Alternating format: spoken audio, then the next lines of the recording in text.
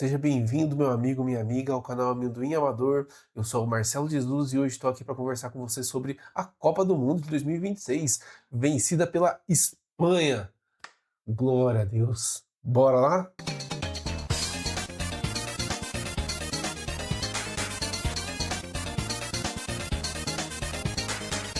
Depois de longos 40 dias, acabou a Copa. Lógico que para nós brasileiros já tinha acabado fazer alguns dias, né? Mas a Copa de fato acabou ontem, domingo, dia 19 de julho, com a vitória da Espanha por 1-0 sobre a Argentina de Lionel Messi. O bem venceu o mal, galera. É isso aí. Agora, falando sério, não que eu estivesse brincando anteriormente, mas vamos ao assunto real, que é a Copa, e eu vou começar com vocês pelo regulamento, que foi a principal novidade que a FIFA trouxe para essa edição de Copa do Mundo.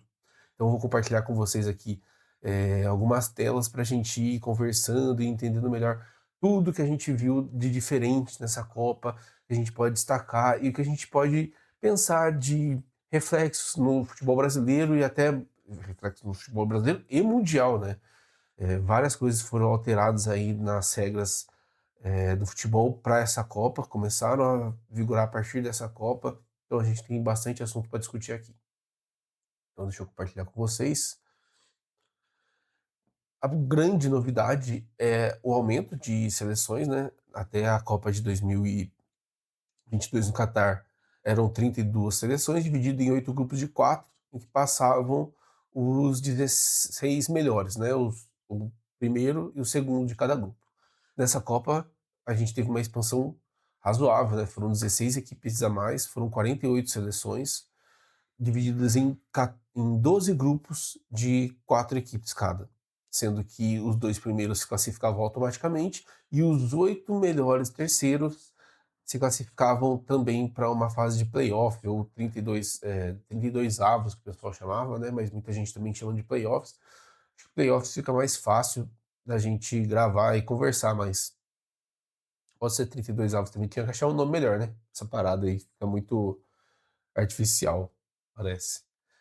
Bom, sobre essa mudança em si, eu tinha muito receio antes da Copa de que o nível dos jogos caísse, e a gente viu bastante seleções mais novas e que a gente tinha expectativa que fossem muito fracas, como o Curaçao, Cabo Verde, o Congo, o próprio Panamá, que já tinha jogado a Copa anterior, né, e estava nessa também, desculpa.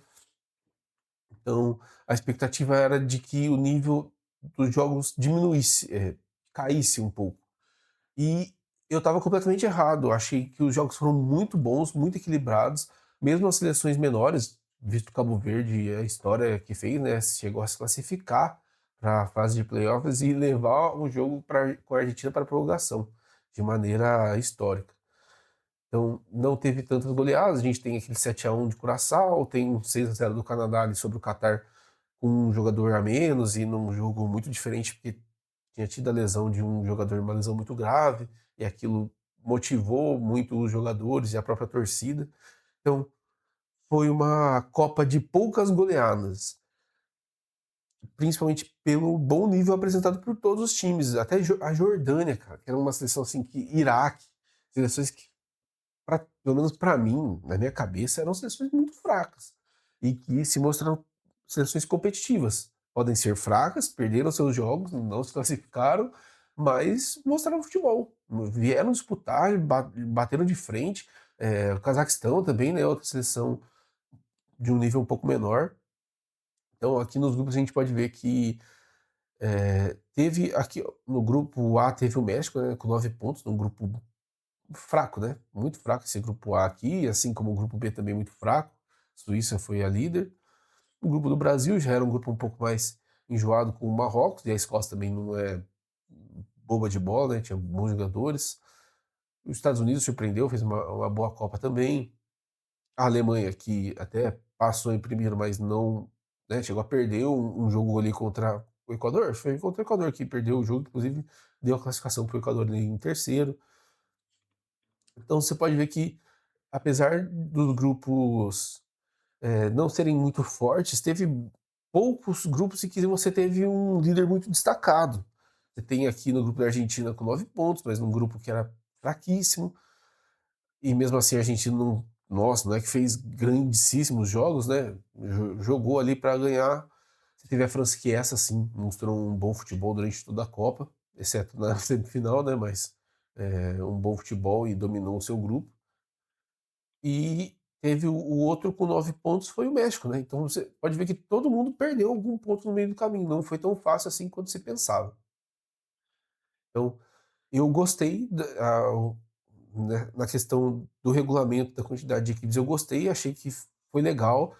Foram mais países, mais nações representadas, mais histórias que chegaram até nós, como o Cabo Verde, que pô, quem conhecia o Vozinha e quando os outros jogadores estavam ali, muitos já conseguiram um contrato, o Vozinha mesmo tinha uma conversa de que ele ia para o Inter Miami, que tinham times do Brasil sondando ele. Então, eu acho muito legal isso. Lógico que eu não sou a favor de ter 120 equipes e banalizar a Copa. Eu acho legal a disputa pelo lugar, pela vaga, mas eu acho que 32 equipes é pouco. É pouco. Eu acho que, ainda mais pensando de que a Europa é o que tem mais países, então quando você abre para mais países participarem, você consegue fazer com que o mundo seja mais envolvido. Eu acho que é isso. Antes ficava muito elitista. Lógico que já foi 16 e foi ampliando, né? Mas eu acho que 64, que provavelmente é a quantidade que será na próxima Copa, é a quantidade ideal. Eu acho que 64 vamos dizer assim, um terço do que a gente tem de país no mundo, né? Não é exatamente isso, mas falando uma régua mais ou menos por cima, deve ter em torno de 200. Quantos países tem? Vou até pesquisar aqui, mas eu não. Não, vou pesquisar não. É 200 países. Deve ter uns 200 países aí, que eu já ouvi isso na TV. E aí você tem ali cerca de um terço, pô. Para sobrar um terço, com certeza teve uma grande disputa para você chegar até lá. Então eu não acho 64 um número ruim. E, além disso, 64 é um número que iguala novamente os grupos. Você teria 16 grupos com 4 equipes e primeiro e segundo passando, sem essa história de terceiro, da seleção que jogou lá a seleção do grupo A, né? Vamos pegar aqui, que era a Coreia do Sul. A Coreia do Sul ficou até o último dia nos Estados Unidos pensando numa talvez classificação e não conseguiu passar como um dos melhores terceiros e teve que ir para casa. A mesma coisa que aconteceu com o Irã no grupo dos Estados Unidos não. O Irã estava aqui, né? O Irã o Irã foi desclassificado no último jogo. Até o último jogo o Irã tinha chance de classificação. Até o último minuto, na verdade, né? E leva até a um outro assunto que eu queria reforçar esse meu ponto de que por mais que eu tenha achado legal as 48 equipes, a questão do terceiro lugar ela é muito complicada, porque os times já vão para o jogo sabendo mais ou menos o que precisam fazer de resultado e combinam. E a maior vergonha dessa Copa foi a questão da Argélia com a Áustria, né, cara? Olha essa declaração do Maes. Eu tive que respeitar as regras do jogo e marcar contra a Áustria. Eu sei que é uma situação constrangedora. Recebi um belo passe e eu tinha que marcar, ou pelo menos tentar. É preciso respeitar o futebol. Pô, você tá de sacanagem. Ele tá admitindo de que nenhum dos dois times queriam nada, porque os dois times estavam se classificando. O moleque foi lá e enfiou a bola para ele, ele teve que fazer o gol. E eles tomaram um gol no minuto seguinte, cara. No jogo, eu não vou mostrar aqui porque a FIFA tá. A FIFA é foda. Mas tem um jogador da Argélia que, ao invés de comemorar o jogo, o gol, ele tá virado pro banco da Áustria, falando pra ele se acalmar porque ainda tinha tempo. Pô, isso é ridículo, cara. Isso é. Pode não ser combinação de jogo pra aposta, essas porra, mas assim. É ridículo. Você não tá jogando futebol à vera. Você tá com chave ali, porque você já sabe quem você vai. Qual que é o melhor resultado para as duas. Pô, não dá. Isso aí é anti-futebol e fiquei muito feliz de que as duas seleções aí foram eliminadas logo na próxima fase. É assim, inaceitável esse tipo de coisa. Então, os 64 participantes equalizaria isso de novo, né? Você teria só os dois primeiros passando e sem esse fator de combinação de resultados. Você pode até ter combinações dentro do próprio grupo que classifique primeiro e segundo, mas isso também não tem como você evitar, né. E outra, tendo os jogos no mesmo horário, isso também isso dificulta um tanto também essa parte de combinação de resultado. Mas sempre vai ter em algum nível. É que eu acho que nessa Copa ficou muito descarado, principalmente com o último jogo da fase de grupos, que foi absurdo. Esse 3-3 aí é sacanagem, cara. Pra mim é papo de punição, tá? As equipes deveriam ser punidas esportivamente por tomarem uma atitude dessa. Ridículo. Bom, indo para as outras alterações que a gente teve nessa edição de Copa, a mais comentada em seguida do número de participantes é o Cooling Break, que eu acho que dentro de situações de jogo em que realmente é calor extremo, é, jogos em alta temperatura, a gente vê isso no verão aqui no Brasil, ou quando os jogos são lá na Arábia, né? Dependendo da estação do ano.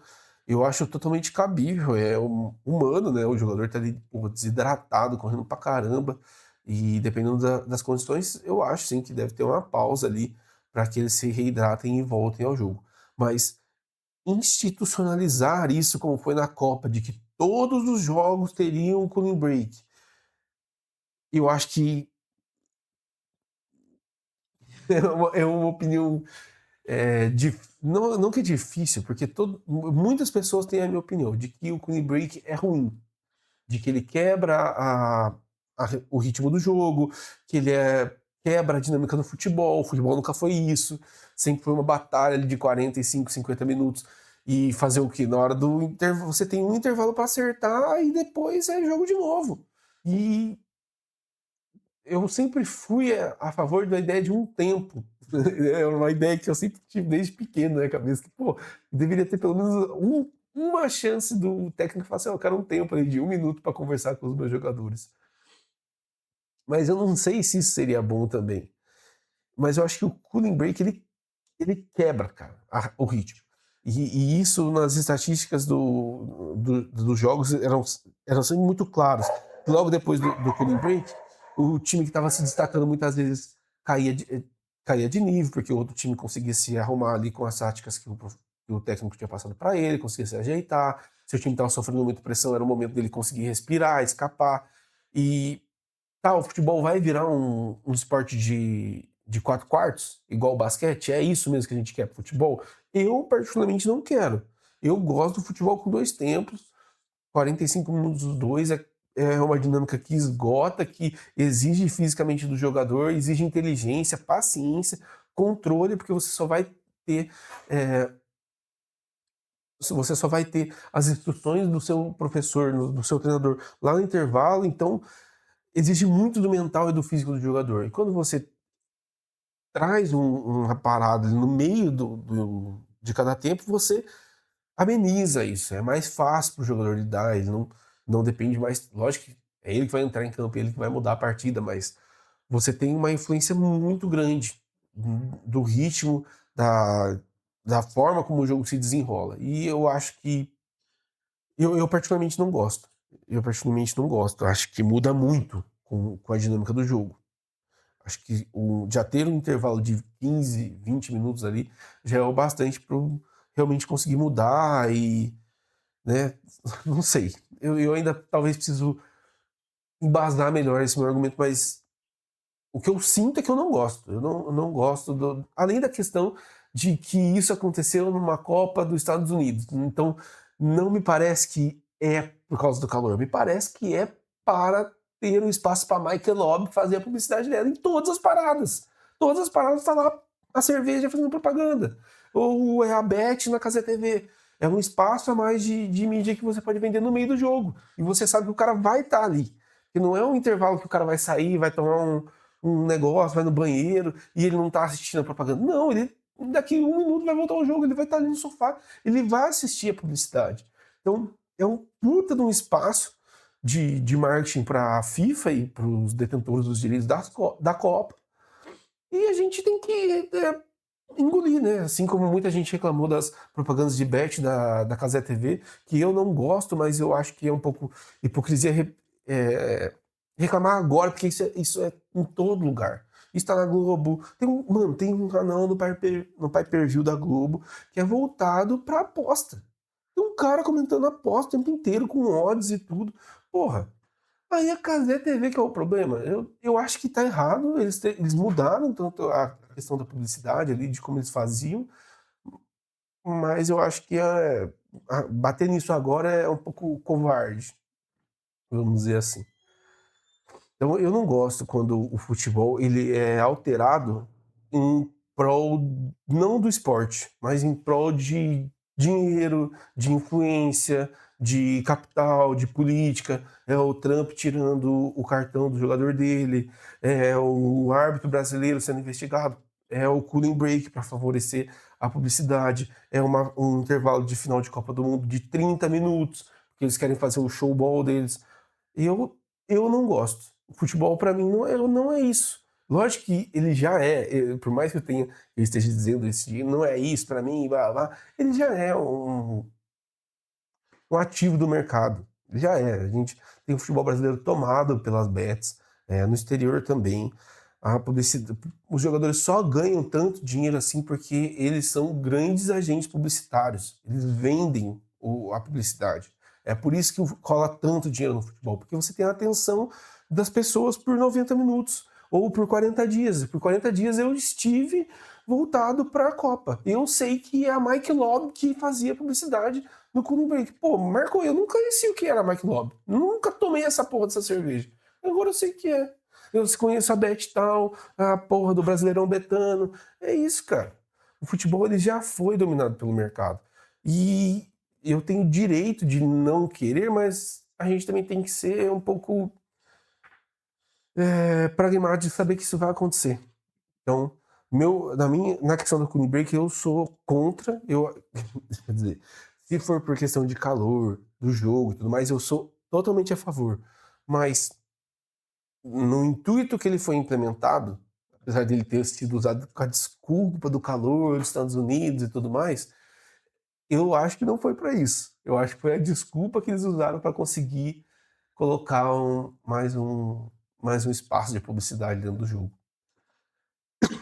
Eu não consigo ser tão bobo, tão inocente assim de achar que é pela assim, saúde do jogador. Não acho. Então, sobre o cooling break é isso. Mas tem outras mudanças que aí sim eu gostei muito, cara. Gostei muito dessas mudanças que eu vou falar agora, que é a questão do jogador ficando fora 1 minuto quando ele cai e recebe atendimento médico. A questão do goleiro, quando ele cai, não poder os jogadores irem conversar com o técnico. A questão. Essas duas eu gostei muito, tá? Por quê? A questão do atendimento médico é ótimo, porque isso esfriava muito o jogo. O futebol brasileiro acontece muito isso, o jogador fica lá caído, aí tem que ir lá e atender e para. Pô, eu achei que. Lógico que a Copa não é o Brasileirão, né? Não dá pra comparar e dizer que é por causa da regra. Porque quando eu ia assistir Champions League ou Bundesliga, que é uma liga que eu gosto de assistir bastante, eu não via isso. Não, eu não vejo as coisas que acontecem no Brasileirão acontecendo nesse campeonato. E também não via acontecendo na Copa. Mas me pareceu muitas vezes que essa regra ajudou muito. Porque o cara, se ele ficava um pouco mais de tempo ali no chão, e o juiz fazia menção de chamar o atendimento médico, o cara já levantava. Então eu achei que ajudou muito na diminuição da cera. Muito. E realmente pune o outro clube, ou outra seleção, deixando um jogador 1 minuto fora. Acho que é excelente. Isso, então o jogador ele precisa pensar e não cogitar tanto a simulação. E a questão dos jogadores não poderem conversar com o goleiro, isso prejudica muito o Palmeiras, tá? O Palmeiras de Everton, nossa, que o Palmeiras de Everton sofreria com isso, porque quantas e quantas vezes a gente não viu o Everton cair no chão, esfriar o jogo, e os jogadores irem todo na beira do campo conversar com o Abel arrumava o time ali em 1 minutinho, e aí o Everton levantava e o jogo seguia. O Palmeiras é mestre de fazer isso, e o Carlos Miguel estava indo pro mesmo caminho, inclusive, e essa regra acaba com essa questão. Não sei se o Palmeiras teve influência nisso, porque não me lembro de um outro time que tenha usado tanto desse artifício como o Palmeiras. O Abel usava demais disso. A gente acaba sendo prejudicado, mas eu acho muito justo. que acaba com essa cera. Eu odiava essa cera que o Everton fazia e que o Carlos Miguel começou a fazer também. E acho de excelente decisão da FIFA, né, de impedir essa questão. Não sei se vai pegar, inclusive na Copa, muitas vezes acontecia de um goleiro ir receber atendimento e os jogadores irem à beira do campo e o juiz ter que ir lá intervir, né, para que ele saísse. Mas, mas eu gostei. Eu gostei. Se realmente pegar a regra e for para frente, eu acho que vai ser muito bom.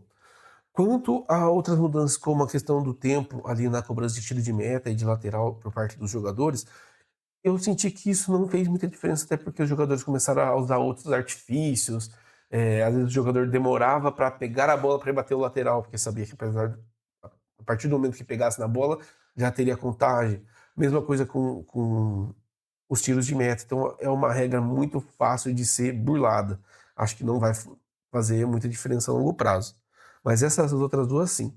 Achei que foi de muito bom tom da FIFA e vai ajudar a questão da diminuição das simulações.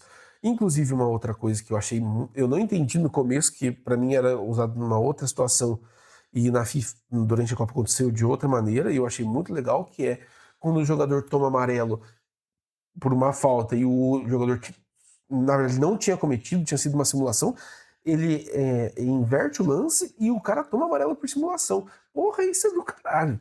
Isso é do caralho, porque o que a gente tem de jogador simulando, e aí, como era questão de amarelo, o VAR não pode intervir e tudo mais, isso é muito bom. Muito, muito, muito bom mesmo. Aconteceu algumas vezes ali, ficou um pouco confuso, né? Uma regra que nem todo mundo entendeu e que poucas vezes aconteceu de ser utilizado na Copa também. Mas foi decisivo no jogo da Argentina, por exemplo. Embolou, sofre uma suposta falta que o jogador da Argentina tomou amarelo, e era simulação. E tomou amarelo, foi e embolou, e aí a Suíça, com um a menos, não conseguiu aguentar a pressão da Argentina. Então, acho que as regras de campo, mesmo a da contagem de tempo, que eu acho que não vai pegar, o intuito é muito bom. Acho que a FIFA decidiu bem, é uma questão de propor mais tempo de jogo, mais jogo jogado mesmo, e isso é excelente para o esporte. A gente estava vendo muitas simulações e simulação de rosto é a que mais me irrita. No Brasileirão, qualquer coisa, meu rosto. Cara, é qualquer coisa, é qualquer coisa. Tem jogos assim que. Eu lembro que teve um jogo Palmeiras Internacional nesse primeiro turno de Brasileirão. Cara, em 10 minutos de jogo, teve 4 simulações de tapa na cara, cotovelado, seja lá o quê, dos dois times. E dos dois times. O Palmeiras faz muito essa questão de simulação e é algo que eu, particularmente, não gosto, não me identifico. Acho que o futebol não tem que ser dessa maneira.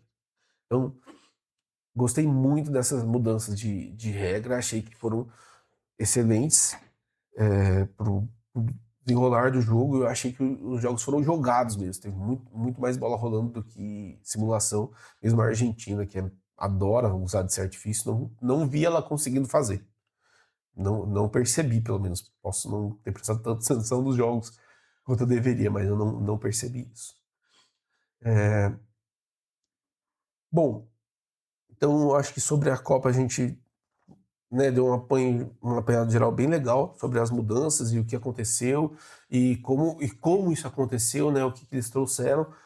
Falei um pouco também sobre o nível das equipes, de que eu acabei me surpreendendo um pouco, mas eu queria entrar um pouco mais a fundo nesse ponto, só para pontuar uma coisa que também foi muito falado pelos repórteres na cobertura esportiva, né? Que é a questão dos naturalizados. Muitas seleções de jogadores naturalizados, muitos mesmo. E isso, inclusive, fez com que as seleções mais fracas surpreendessem. Por exemplo, o Congo.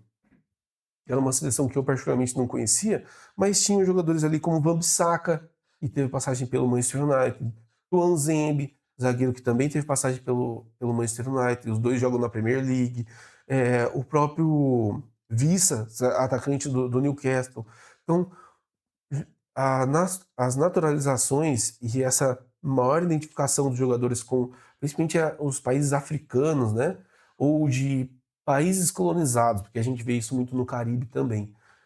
essa questão dos jogadores voltarem para esses países de origem, não necessariamente seu, mas da sua família, tendo sido criados nos países colonizadores, né? Aí isso fortificou muito essas seleções. E um efeito contrário ao que acontecia muitas vezes, né? A gente via a Itália, Portugal, a própria Espanha utilizando de muitos jogadores naturalizados no passado. E agora a moda virou um pouco, a roda tá girando um pouco ao contrário, e eles têm perdido jogadores para as seleções africanas e bons jogadores, né? Bons jogadores. Isso, inclusive, me dá gancho para uma outra questão, de que os destaques individuais da Copa. Então, por que que eu... Por que foi um gancho para mim? Porque, para mim, não houve grandes destaques jovens na Copa, a não ser o Cubarsí, que até ganhou o prêmio de melhor jogador, né? Ele já é um destaque há muito tempo no Barcelona, apesar da pouca idade. Mas, além dele, eu não me lembro de jovens que tenham conseguido destaque na Copa. Foram falados de muitos jovens, Endrick, Yamal, o Doué, da França, tem um menino em Portugal, esqueci o nome, que é muito jovem também, assim como um jogador mexicano que era o mais jovem, que estreou, parece, nas Copas, mas nenhum deles conseguiu realmente desempenhar muito bem. Mesmo o Yamal não conseguiu desempenhar tão bem nos jogos da Copa. Mas um jogador jovem que para mim se destacou foi o Diomandé, da Costa do Marfim. Ele é um ponta que está no Leipzig e eu achei ele muito, muito bem na Copa. Inclusive, as duas pontas da Costa do Marfim, porque tem o Diomandé e tem o Diallo, eu acho que está no Manchester United. Também um pontinha que fez um dos gols da classificação da Costa do Marfim, se eu não me engano. É um bom jogador, mas o Diomandé eu achei muito bom. Eu tinha visto alguns poucos jogos dele na Bundesliga ali, o Leipzig jogando contra o Bayern e o Borussia, mas não tinha conseguido ver muito destaque dele. E acho que ele foi muito bem na Copa. Ele ficar no Leipzig é um pouco forçação de barra, acho que ele merece espaço aí num outro mercado. Mas apesar do meu destaque aqui pro Diomandé, o melhor jogador da... Ah, vocês não estão vendo, né, cara? Porra, vocês não estão vendo aí, tá o Diomandé, jogador do Leipzig. Você pode ver, ó, ele fez bons jogos. A estreia ele foi muito bem, e nos outros ele também teve atuações razoáveis, né? Ele teve assistência aqui no gol do Coração. Não fez gol, não. Eu falei bobeira, não fez gol, não. Mas foram boas atuações. Eu gravei bem o nome dele durante as partidas. Mas, independente disso, realmente, o Cubarsí foi o melhor jogador jovem da Copa. Muito bom zagueiro, muito bom. E uma excelente final. Muito bem mesmo. Não só defensivamente, como ofensivamente, né? Teve boas participações de ataque. E na questão da performance dos jogadores como um todo na Copa, é uma coisa que a Cazé TV bateu muito, né? E eu tenho que concordar que foi a Copa dos protagonistas. É o Harry Kane liderando a Inglaterra, o Messi liderando a Argentina, Mbappé e o... Nossa, sumiu o nome do menino lá, bom de bola. Olise, da França, né? Liderando, assim como o Doué e tudo mais. O Yamal, apesar de não ter sido o melhor da Espanha, mas foi um bom jogador ali, como o Rodri, né? O Rodri foi o grande condutor da Espanha e ele é o protagonista da Espanha de fato, apesar de não ser o grande protagonista dentro do futebol, né? É um volante, participa muito bem, domina o meio-campo, mas ah, os atacantes eles têm um peso maior, né, na questão de participação do jogo, porque eles decidem. No final das contas, quem decide mesmo são os atacantes, então eles acabam se destacando mais. Mas foi uma Copa dos protagonistas de fato. Fora os protagonistas, um jogador que para mim teve uma excelente participação foi o Koné, da Roma. É um excelente jogador. Eu gosto muito dele por jogar FIFA. No FIFA ele já é bom faz muito tempo. É um jogador assim, sensacional. Acho muito difícil que ele fique. Deixa eu falar com meus cachorros estão brigando aqui. O que tá acontecendo aí, gente? Meus cachorros tava doido ali. Mas para mim, o Koné foi, vamos dizer assim, a revelação da Copa. Ele não pode ser jogador jovem porque ele já tem 25, mas foi a principal revelação, não para o cara tá na Roma, uma revelação um pouco forte, mas talvez para o mundo, nem todo mundo conhecia esse cara. E ele, pô, foi sensacional no meio-campo francês ali. Inclusive no jogo contra a Espanha, ele acaba jogando no banco. Ele sai do banco para, né, para participar. Tem só 45 minutos de atuação nesse jogo. Ele acabou optando pelo Tchouaméni, que é um bom jogador também, mas acho que pelo desempenho do Koné poderia ter sido mantido. Mas Deschamps sabe muito mais de bola do que eu, né? Não vou questionar. Sobre a questão do melhor jogador da Copa, o prêmio foi dado para o Rodri, e ele realmente fez uma excelente Copa e uma excelente final. Foi um jogador muito importante, né? Um cara elegante dentro de campo, né? Joga com muita facilidade, assim, tem um domínio incrível de como ele conduz o jogo. Mas, para mim, o melhor jogador da Copa foi. Para mim, o melhor jogador da Copa foi o Mbappé. O Messi, ele tem, né? Acho que foi a melhor Copa do Messi, de fato. E ele aqui, eu queria mostrar isso para vocês. Deixa eu ver aqui em qual lugar que eu deixei. Aqui, ó. Em média de notas, né? O Messi ele foi muito superior a todos os outros. Ele foi disparado aí o melhor jogador, ainda mais pensando que ele jogou todos os jogos. O Lawrence aqui, Atizigi, ele é o goleiro de Gana. Ele foi muito bem também, mas eu acho que apesar dele ter tido uma boa participação, o próprio Matheus Chaves aqui jogou também todos os jogos do México. Eles são, e o Vinícius Júnior que também fez uma boa Copa enquanto esteve, para mim, né? Para mim ele fez uma boa Copa, isso é um outro debate. Mas foram jogadores que foram eliminados nas oitavas de final. E aí não tem como, para mim não tem como você eleger como melhor jogador um jogador que parou na metade da Copa. E aí, né, os momentos decisivos contam muito. Então o Messi foi muito decisivo. Ele fez a melhor Copa, ele teve o melhor desempenho, ele teve 8 gols, 4 assistências. Pô, isso é absurdo. Um jogador de 39 anos conduziu a Argentina para a final, virou vários e vários jogos, é verdade. Mas ele virou jogos contra Cabo Verde, contra a Suíça, contra Egito e, e a Inglaterra que pipocou, né? Então, eu entendo que o Messi, ele é, inclusive vou fazer um vídeo disso mais para frente, ele é fora do normal. Por mais que eu fosse, não, eu sou mais fã do Cristiano Ronaldo. Esse debate está encerrado já faz algum tempo e o debate do Messi é com o Pelé. Mas eu acho que o Mbappé fez uma Copa melhor do que ele, porque o Mbappé, quando eu assisti os jogos da França, a sensação que me dava é que eles estavam jogando outro esporte, era outra rotação. O jo o ele, por exemplo, contra o Paraguai sofreu para conseguir ganhar e tudo mais, mas, cara, é um outro nível de futebol, é uma facilidade, uma brutalidade que ele fazia o que ele queria, ele dribla, ele chuta, ele corre, e de uma forma, assim, assombrosa, ele é muito veloz, muito forte, muito bom finalizador, dribla bem, e tudo bem que ele não tem uma plasticidade, a magia do Messi, e tudo mais, mas ele é, cara, acho que eu vou falar uma coisa que, pelo amor de Deus, eu tenho até medo de falar isso, mas para mim, me parece que o Mbappé ele é um jogador ainda melhor do que o Cristiano Ronaldo.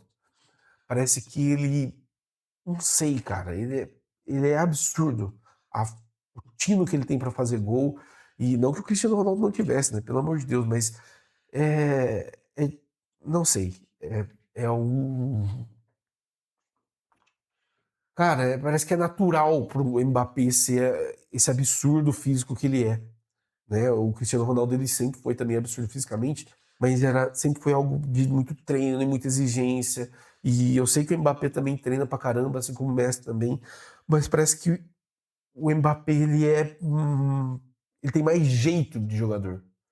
O Cristiano ele sempre foi um pouco robotizado. Você pegava aqueles dribles dele quando ele tava no meio, um pouco meio durão, assim, não sei explicar. O Mbappé não, o Mbappé parece que ele é mais talhado para jogar bola mesmo. Sim, em termos atléticos, ele é o jogador ideal.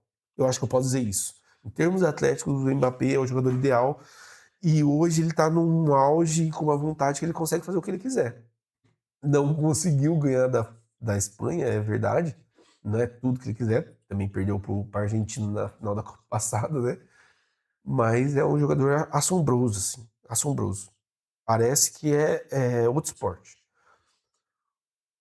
O Messi, ele fez das magias dele, mas você via que fisicamente ele já não conseguia, às vezes, disputar um corpo a corpo com os outros jogadores. É um jogador que não consegue participar tanto do jogo, a bola tem que ir para ele, todas as bolas da Argentina jogava para ele. Então era um time moldado para esse cara, né? É muito diferente do Mbappé, que não tinha um time moldado para ele, é um time que joga. E ele, por ser absurdo, chama atenção para ele. Tanto que eu sinto que é isso também no Manchester, ó, no Real Madrid. No PSG, não. No PSG, eles faziam um time para ele. Mas na França, não. Na França, ele é mais um cara. Tanto que o melhor do mundo é o Dembélé, não é ele, pô. Né? Então, eu acho que isso reforça ainda mais a capacidade do Mbappé, dele não ter um time voltado para ele, mas mesmo assim ele consegue trazer o jogo para ele. O Messi não. O Messi exige que o time seja focado em função do Messi, né? Então, por isso, para mim, o Mbappé fez uma Copa melhor, teve mais gols, teve, para mim, atuações mais constantes. O Messi, ele aparecia, ele acontecia. E isso é muito mágico. Mas eu acho que em termos de atleta e de jogador, o Mbappé para mim foi melhor na Copa. Deu polêmica, acho que se optar pelo Messi também, pô, tudo que ele fez, as viradas, os jogos, para a história, por mais que sejam times menores, como eu falei, Egito e tudo mais, ele fez, ele aconteceu, ele não escolheu os adversários que iam chegar para ele, né? Ele não teve controle nenhum sobre isso. Então o time chegou, o time dele sofreu e ele foi lá e conseguiu reverter aquele resultado. Independente de quem estava ali do outro lado, é uma grande história, sim. Mas na hora de você colocar em comparação com o Mbappé, eu acho que você tem que pesar esse tipo de coisa. Vou pegar o caminho da França aqui. A França passa pela Suécia, que era um bom time. Não acho que é um time tão fraco como é Egito, Cabo Verde ou Suíça.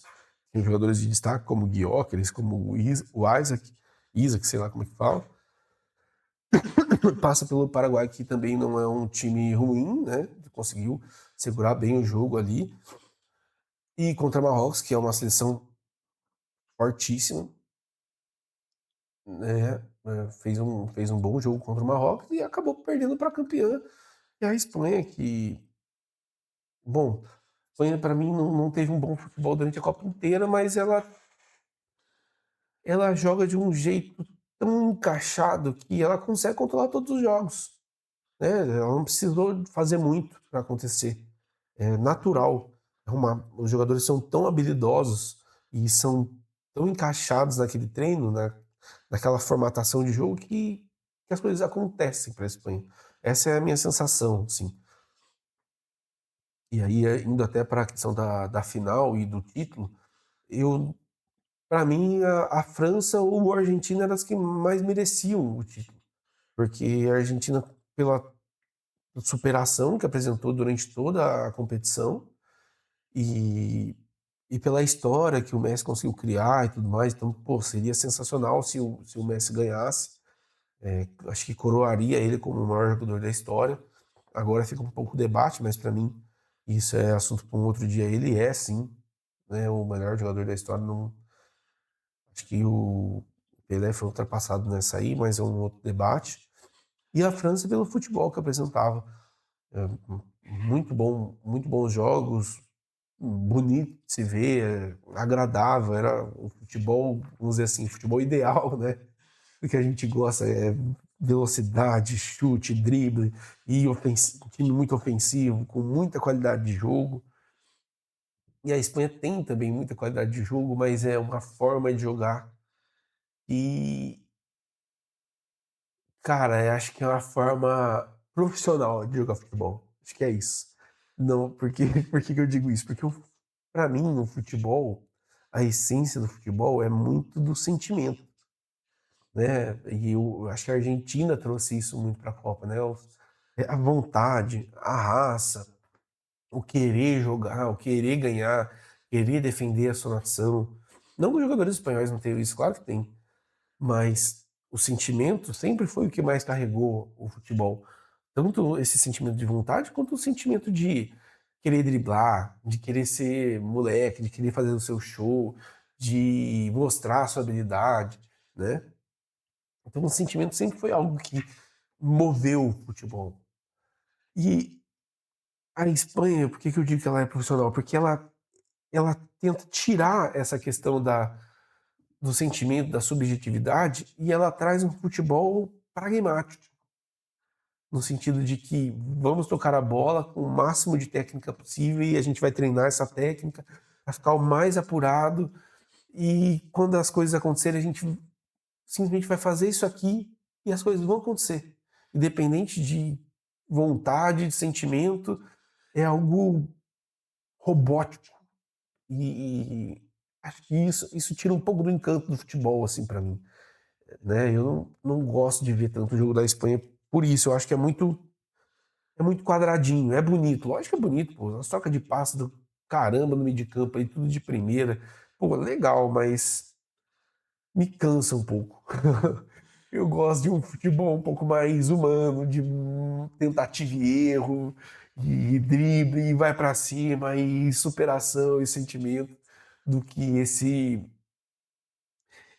método que é tão bom que a Argentina não conseguiu jogar, né? Foi uma final um pouco broxante porque a Espanha dominou. Ela fez o que ela queria e ganhou como era previsível de ganhar, muito parecido com aquela final contra a Holanda. Lógico que a Holanda mostrou mais futebol naquele jogo, né, do que a Argentina. A Argentina não fez nada, né, naquele jogo. Pelo menos o Robin tentou, teve aquela defesa maravilhosa do Casillas cara a cara com o Robin.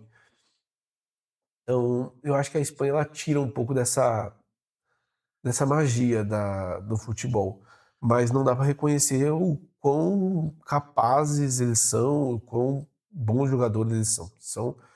E talvez por isso até que mereçam, né, o título, porque há quantos anos a gente não vê esse projeto de base e construção de um futebol espanhol, de uma identidade do futebol espanhol, e a gente pode não gostar, mas é a identidade deles, e eles acreditam nisso e conseguiram o título. Né? Talvez se a gente tivesse uma escola voltada, vamos dizer assim, a escola do Marcelo, de sentimento, de drible, de tentativa, de erro, e tivesse um método para isso, talvez eu conseguiria resultado a longo prazo, né? Mas eu não estou na CBF, né?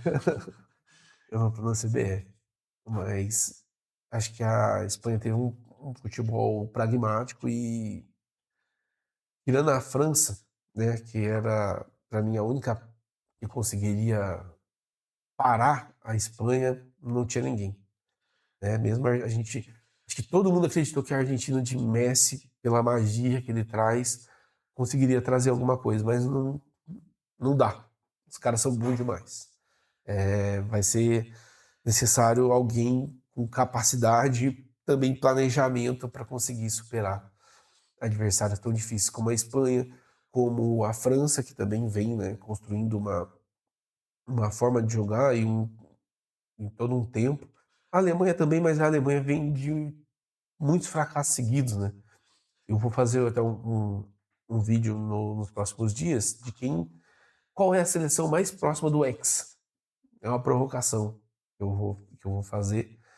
E a Alemanha, se a gente olhasse lá em 2014, né, pareceria a seleção, obviamente, muito mais próxima do Hexa, porque tinha chegado ao campeonato, vinha com uma geração incrível, um grande trabalho de base, uma grande fortificação da sua liga, e isso continua. A liga continua muito forte, cada vez mais forte. Tem mais jogadores de destaque, tem o Musiala, tem o Wirtz, tem vários jogadores sendo exportados além da Alemanha, mas por algum motivo as coisas não têm acontecido. Porém, agora eles têm Jürgen Klopp, pode mudar bastante a história deles, né? O que eu espero que não aconteça. Espero que eles continuem mal. Mas eu acho que é isso. Eu acho que a gente falou de tudo, né? Foi uma Copa muito diferente. poucas zebras, né? Poucas zebras. Ah, tinha esquecido de um último ponto, e aí, desculpa, vai ficar um pouco deslocado aqui no final, que é sobre a questão de ter uma fase a mais, que eu acho que isso dificulta muito a vida para ser campeão. E é só você prestar atenção de que das quartas de final para frente, você não teve nenhuma zebra, né? Você tem a Suíça aqui contra a Argentina, uma Noruega, mas isso são zebras, de fato, né? Eu acho que se você tivesse aqui nas quartas um Paraguai, um Canadá, um, quem mais? Um Egito nas quartas de finais, aí é zebra. Como foi a Costa Rica, né? Lá em 2014, 2014 2010, não lembro. Que eles chegaram nas quartas de final. Era uma zebra. Pô, você tá chegando entre os 8 melhores times do mundo. Mas agora você não vê mais tanto isso. A Noruega chegou até aqui tendo uma boa seleção, eliminou a gente. Tem Haaland, tem Odegaard, jogadores de prateleira top 1 mundial. Você tem a Suíça, que é uma seleção organizada, de tradição, está em todas as Copas, sempre bate oitavas, quartos, né? Fazia um tempo que não batia quartos, mas chegou até aí. Acho que era contra a Ucrânia em 2006, era oitavo, era oitavo. Mas não acho um absurdo, né? Você pegar aqui, pô, passou da Argélia e da Colômbia. Ok. Colômbia, se fosse a Colômbia também não seria zebra. A Colômbia já bateu quase de final. Então, muito pouca zebra. Você coloca um patamar ali no meio que, cara, é difícil. O Brasil poderia ter caído pro Japão nos playoffs, cara. A gente poderia nem ter chegado nas oitavas de final. Nas outras Copas, a gente caía nas quartas. Hoje, dessa vez, caímos nas oitavas. Então, uma etapa a mais parece pouco, mas eu acho que acrescentou um nível de dificuldade ainda mais para a Copa. E aí, quem tem constância e método vai realmente sobrepor aqui. Porque vai ter mais constância, é mais certo de que vai jogar daquela maneira, diferente de seleções que esperam o acaso, um grande jogador. Né? Às vezes acontece, a gente já chegou até a final, mas né, não conseguiu o título. Então, acho que isso é para fechar. Fechei. Era isso que eu queria conversar com vocês. Conversamos bastante coisa, né? Regulamentos, novas regras, cooling break, nível das equipes, os destaques individuais, sobre um pouco sobre a campeã também, sobre a questão da dificuldade de chegar até a final. Então, acho que era isso que eu queria falar, isso que eu queria destacar.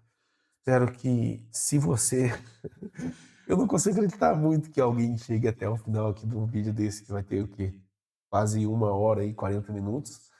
Mas se você ficou até o final, você gostou da conversa e das análises, comenta aí o que você achou, se você gostou ou não. É isso, cara. Foi uma boa Copa. Acho que foi uma boa Copa, tirando o Trump e todas as questões que aconteceram por questões políticas, mas futebolisticamente, para mim, foi uma boa Copa. Foi uma Copa de protagonistas mesmo, de atuações memoráveis, principalmente do Messi, e mostrou o tamanho dele, né? Acho que apesar da Espanha ser a campeã, quando eu lembrar da Copa de 2026, eu vou lembrar, porra, a Copa que o Messi. Eu vou mudar minha opinião, hein? O Messi foi o melhor da Copa pra mim. Eu mudei de opinião. O Messi foi o melhor da Copa. Porque, cara, eu vou lembrar do Mbappé, de alguns jogos que ele fez, mas o Messi fez realmente foi histórico. Mesmo ele não sendo campeão aí, não dá pra.